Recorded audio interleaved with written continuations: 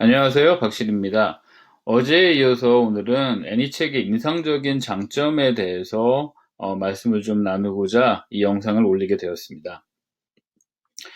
지금 가장 많이 쓰이고 있는 오스텔 기계를 보면 이 기기가 측정하는 방식은 이런 진동 주파수 방식을 사용합니다. 그것은 결국 와인 글래스가 있으면 땅 쳤을 때 진동을 하게 되면 거기서 흔들리게 되고 거기서 특정한 주파수가 나오게 됩니다. 이 경우 그 주파수가 우리가 들을 수 있는 주파수에서 이렇게 소리가 들리는 것이고요. 그것을 이 기계가 픽업을 해서 자기네들이 만든 ISQ라는 유닛으로 변환해서 사람들이 사용하게 됩니다. 이거의 문제점은 지금 여기가 보는 것과 같이 실제로 임플란트가 이렇게 반은 공기 중에 떠 있는 상황임에도 불구하고, 그래서 실제적으로 스테이빌리티가 전혀 없는 상황에도 불구하고 ISQ의 넘버가 굉장히 높게 나올 수 있다는 거 있습니다. 비디오를 한번 보시죠.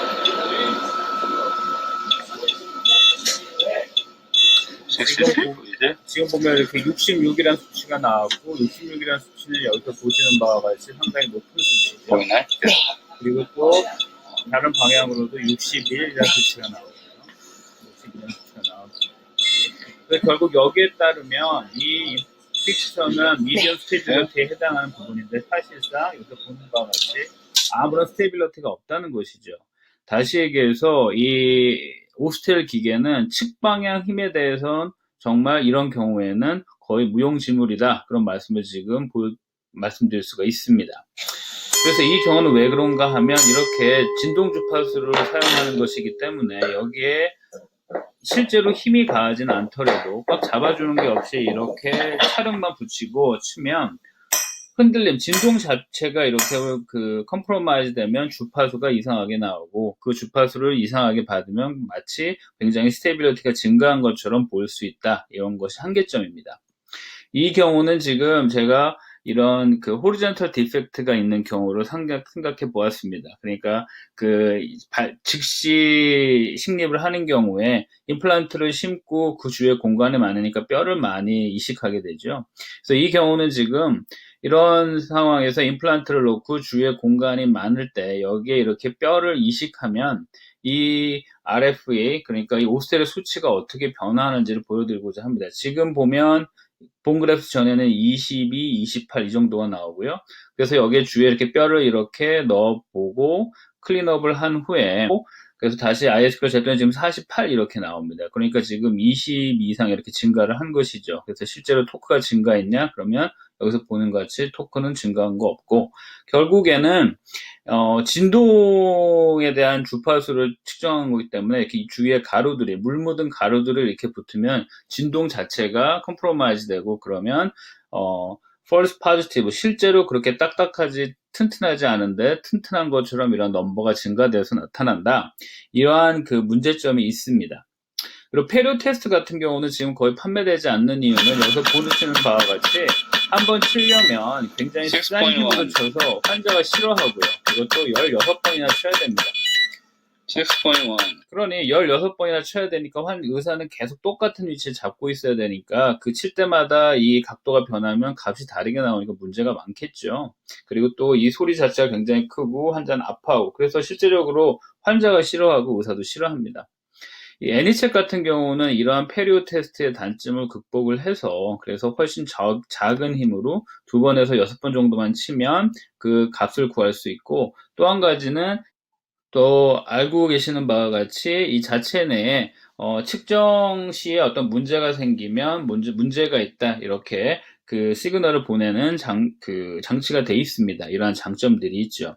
자, 이제 다시 종합해서 한번 살펴보도록 하겠습니다.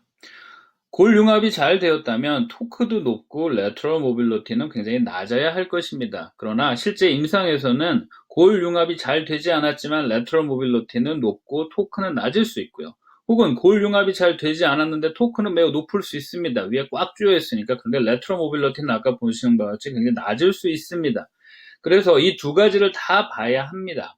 애니책 같은 경우는 토크를 측정할 수가 없어요. 오스텔도 측정할 수가 없고, 페리오테스 측정할 수가 없고, 토크 렌치만 측정할 수가 있죠. 측방향 움직임에 대해서는 애니책은 굉장히 정확하게 측정을 해낼 수 있고, 오스텔은 아예 측정을 할 수가 없고, 페리오 테스트는 측정을 할 수 있습니다만 16번이나 쳐야 되는 그런 그 자체 내 에러가 많기 때문에 억셉터블 하지만 그렇게 좋지가 않아요. 토크렌치는 측정할 수가 없고요. 뼈를 이렇게 이식했을 때 그 영향을 NHC는 받지 않고요. 페리오 테스트도 받지 않지만 오스텔 같은 경우는 영향을 받아서 실제 고정력보다 훨씬 높은 안정도를 이렇게 나타낼 수도 있습니다. 환자의 그런 편안함을 보게 되면 NCL 같은 경우는 페리오 그 힐링 어버트먼트에 곧장 때리기 때문에 그걸 넣었다 뺐다 하는 그런 불편함이 없고 그리고 그 힘을 많이 줄였고 넘버도 타겟을 치는 넘버도 많이 줄였기 때문에 횟수도 줄였기 때문에 임상적으로 억셉터블 합니다. 그러나 오스텔 같은 경우는 지금 힐링 어버트먼트를 다시 빼내야 하고 거기다가 스마트팩을 넣고 다시 스마트팩을 빼고 다시 힐링 어버트먼트를 다시 껴 넣어야 하는 그런 번거로움도 있고 환자 입장에서는 굉장히 안 좋죠. 페리오테스 같은 경우는 너무 아파하고 환자가 싫어하니까 불가능하고요. 토크렌치는 억스톱을 합니다. 엑스트라 코스트 같은 경우에 NC책은 힐링 어버트먼트에 곧장 측정을 하기 때문에 돈이 들지 않습니다만 오스텔 같은 경우에는 스마트팩이라고 하는 따로 그 구성물을 구입해야 합니다. 환자마다 다 다르게 구입을 해야 하죠. 그리고 또 한 가지는 이 스마트팩을 오토클레이브를 계속 했을 때 문제가 계속 생기고요. 그래서 이 미국 같은 경우에 스마트팩이 한 60불 정도 합니다. 하나가. 그래서 여러 명의 환자를 봤을 경우에는 일일이 다 구입을 해야 하는 그런 단점도 있고 그리고 측정을 하고 난 뒤에 이것을 도대체 어떻게 오토클레이브를 할 것인지 혹은 그냥 콜드로 이렇게 스테릴라이즈 할 것인지에 대한 의견이 분분합니다. 페리오 테스트는 역시 코스트가 없고 토크렌치도 없죠. 의사의 편의성을 본다면 NHS 같은 경우는 힐링 어버트먼트에서 제치니까 정말 편안하죠. 그리고 빨리 할 수가 있죠. 오스텔 같은 경우는 굉장히 나쁩니다. 왜? 아까 말씀드렸지만 환자가 오면 힐링 어버트먼트를 빼내고 다시 스마트팩을 넣고 측정한 후에 다시 스마트팩을 빼고 다시 힐링 어버트먼트를 체결해야 하는 그런 번거로움이 매우 큽니다. 그러니 실제적으로 시간을 비교하다 보면 제 임상의 변주에 보면 제가 애니책을 측정하는 시간은 30초 정도 걸리고요. 오스텔을 측정하는 시간은 한 5분에서 10분 정도 걸립니다. 매우 큰 차이가 있습니다. 페리오 테스트 같은 경우는 16번을 치고 쳐야 되기 때문에 실제로 제가 쳤을 때 그 값이 오차가 굉장히 심해서 실제적으로 매우 어려움이 많고요. 토크렌치는 억셉터블 합니다.